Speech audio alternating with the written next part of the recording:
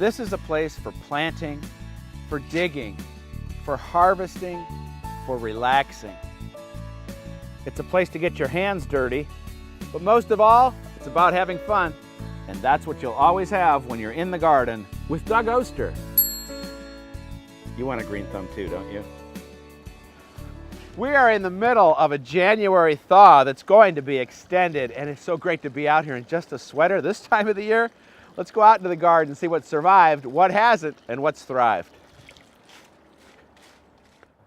Well, here's something that's thrived. Look at this arugula. This was planted in September, and it's going to town. I've been picking it all winter long and served it for Christmas dinner and bragged about it. The stuff is just amazing. Done really well, but we've got some things that didn't like the cold weather over here, so let's take a look at those. Well, take a look at this Swiss chard. I'm not sure. I see a couple little sprouts coming up. It might be okay, but right next door, which is kind of interesting, is that these were planted at the same time and look a little bit better. And lots more growth on the inside, but we've got lots of plants growing out here in the vegetable garden. Parsley looks good in here. Got a little bit of rosemary. Swiss chard looks about the same, but maybe it'll come back. It's interesting, these little sprouts from this mesclun mix are so close to the ground, they're unaffected by the cold. I hope they make it to spring, and they're going to explode with growth if they do. Bunching onions. We've got collards, which are doing good, some celery, and more Swiss chard under these old street light covers. Now we have another problem from the cold weather up in the perennial garden. Well, we've had what we call frost heaving here, and during the freeze and thaw cycle, it's actually pushed plants out of the ground, and so powerful that this statue got thrown off its area here, and it wasn't on a pedestal, it was just on some dirt. So let's start with getting the plants back into the ground. Come on, buddy. Oh, man. I need you to look over the garden. All right, we don't want you to fall down again. It's undignified, too. Get you cleaned up here a little bit. You are a real gardener, though, with all that dirt on your arms. I've got some irises over here that are really special to me, that were given to me from Pete Chapman from Chapman's Greenhouse. Cool variegated variety, just have been pushed right out of the soil. And I'm just going to do the reverse. I'm going to kind of push them in here. Irises do stay about halfway out of the ground to make them happy, but we want those roots to have good contact with the soil. Now, I saw one more thing over here in the perennial garden that I know you're going to have questions about during this thaw. Well, it happens every year when we get a warm up. These spring bulbs start to sprout, and people wonder, what can I do? Good news and the bad news is there's nothing you can do or should do. These plants have been doing this for thousands of years. They're just coming up. They're going to kind of take a look. Hey, it seems like it's going to be spring. Uh-oh, it's getting cold again, and they'll just stop. Don't worry about it. All right, get ready to take a leap of faith. I've never done this early in the season, but we're going to do a little foraging, and that comes from one of my favorite books, which is called Backyard Foraging by Ellen Zakos. It's one of the best garden books ever written, I think, in my opinion.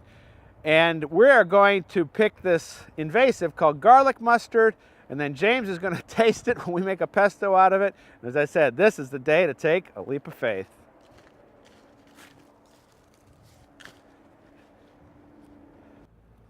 You can already smell the garlic. The most important thing about foraging is that you positively know what you're picking. I know this is garlic mustard, and also that you're picking from a spot that you know has never been treated with an herbicide or something else that could be bad for you. And I think we're going to have enough to make a nice little batch of pesto. We're going to be eating our weeds. Now for the fun part. I've never eaten garlic mustard before, and I'm sure James hasn't either. We're going to make a pesto. And I'm not using a recipe, I'm just throwing in what I think should go in. We're starting off with some Parmigiano Reggiano cheese, which Mario Batali calls the king of cheeses, and I agree. And then we're going to add some pine nuts. Normally I would use hazelnuts, but I couldn't find them last night, so I'll put in pine nuts.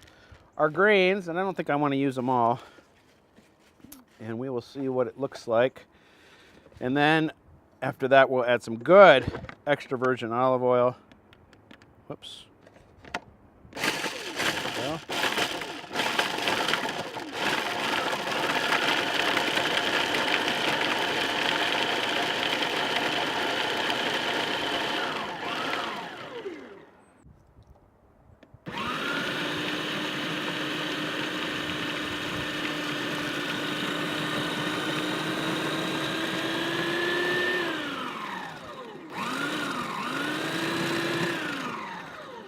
And we have some really nice herb encrusted Italian bread we've toasted.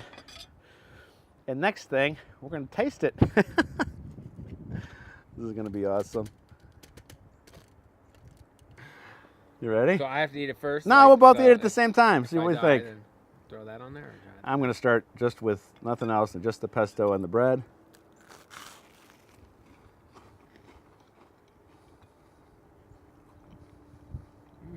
It's good.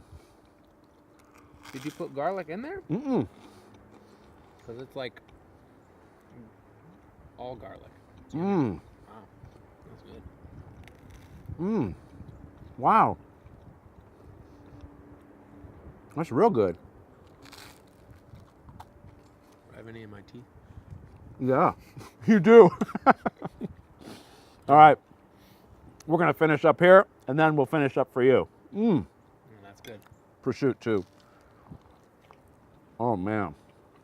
I'm in heaven. Have a little cheese. Mmm. I have to tell you, it is really fun to be harvesting at midwinter, both from the garden and actually from the woods. For more information about everything we talked about today, check out everybodygardens.com. It's also a place where you can find more information and a video about getting your garden tools in shape for the season. Now, until next week, James and I are going back and we're finishing up that pesto. We'll see you then.